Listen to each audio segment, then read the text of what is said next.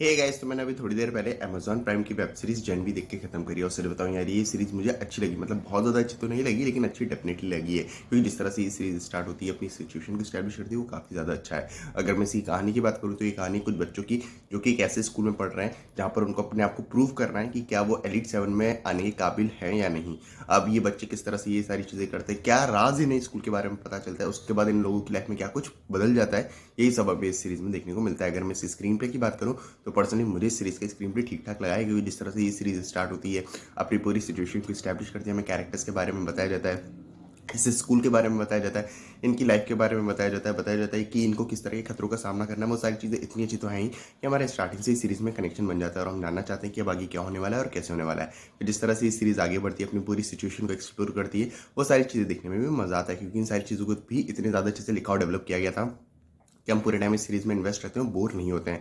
जहाँ तक बात है कैरेक्टर डेवलपमेंट और कैरेक्टर्स के पीछे डायनामिक्स की, मेरे ख्याल से कैरेक्टर्स को थोड़ा और डेवलप किया जा सकता था। सभी कैरेक्टर्स को बस सरफेस लेवल तक ही डेवलप किया गया। इसी कारण से किसी भी कैरेक्टर के साथ हमारा उस तरह से कनेक्शन नहीं बन पाता जिस तरह से हमारा बनना चाहिए था। लेकिन हाँ, आप बोर कहीं भी नहीं होते हो। जहाँ तक बात है कैरेक्टर्स के पीछे डायनामिक्स की, तो वो भी मुझे ठीक ठाक ही लगे। मेरे ख्याल से काफ़ी ज़्यादा बेटर हो सकते थे।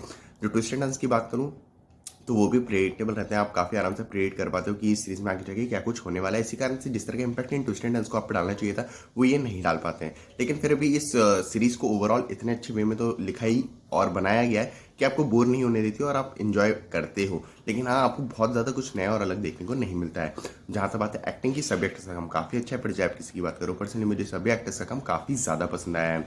जहाँ तक बात है डायरेक्शन और एडिटिंग की, डायरेक्शन अच्छा है। डायरेक्टर ने जिस तरह से पूरी सीरीज़ को क्रिएट करा है, जिस तरह से पूरी सीरीज़ को हैंडल किया है, वो अच्छा है। लेकिन हाँ, कुछ पॉइंट्स पे थोड़ा और बेटर हो सकता था। जो एडिटिंग है वो भी मुझे पसंद आई है।